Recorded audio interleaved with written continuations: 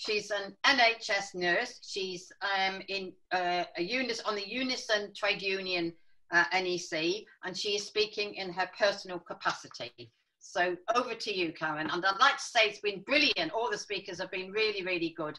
And so over to you, Karen, to spur us on.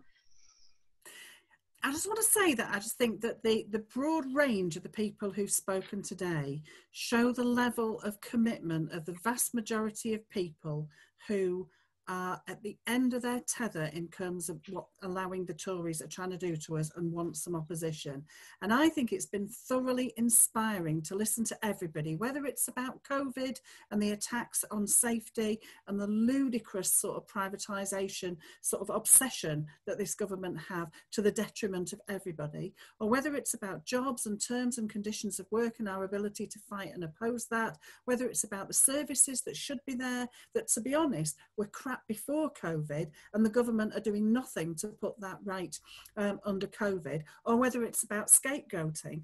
In a way, the reason that we set up the emergency programme was to unite and to have a set of coherent ideas that linked those things together, that said that climate change, that is the other disaster that's heading towards us, cannot be ignored. And in some ways, when there are so many people put out of work, it gives you an opportunity to say, what sort of work do you want to do? And when you have the lunacy where you think profitable industries like pornography and online betting will carry on and those jobs will continue, but unprofitable businesses like the health service and councils, and unless they're in the hands of privateers, then those can't carry on. Green jobs can't carry on. And I think people want an end to it. And what's been, in a way, good about what Andy Burnham's done over the last week has been that he has begun to stand up as an official politician and say that it is possible to argue something different. Now, I know sometimes he poses it in terms of businesses, and I don't think that's, but the fact that he's been 100% clear about you cannot have lockdown without 80% furlough, without proper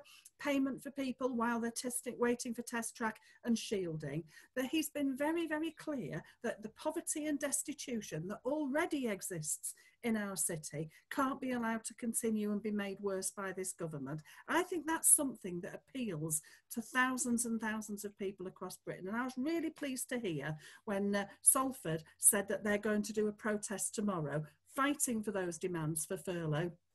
For proper furlough and for decent. The fact that he's cut the money down to 22 million in a fit of pique because of what Andy Burnham did, about punishing us. And I do think that we have to say one of the things about COVID is it makes the need to protest even more urgent, but it also makes your ability to protest more difficult. And I think we can't duck that question. We can't do the normal protest that we do, but we have to protest, because if we don't, it just gets worse. And People Before Profit is about saying, how can we maximise that? How can we do the online petition and make it as huge as possible for people who can't go out and can't do sort of, outside protests? Maybe we can do a cavalcade at some point for people who are shielding and can do that inside a car if they've got one, but can't go out and do a demonstration. But I also think we have to think about those actions, those protests in real life as well, because if we don't begin to organise people, then the Tories will just carry on what they're doing. And we have a choice now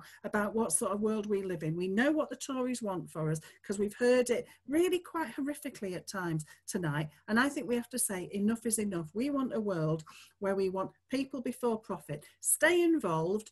Join our groups. The action on Saturday, 12 o'clock at the corner of Market Street and Cross Street outside M&S. We'll have a protest there on Saturday, and there will be other protests on the days of action, the national days of action on the 31st of October. We do need to make sure that we keep the pressure up and we unite all the fights that we've talked about more and hope to generate and inspire more, because this government needs to be stopped, and I think there is a will now for us want to stop it. What we need to do is organise it. So thanks to everybody who's spoken tonight. I think it's been a really inspirational meeting, and time to go now, because I think we've overrun our time and it's been fantastic, but thank you.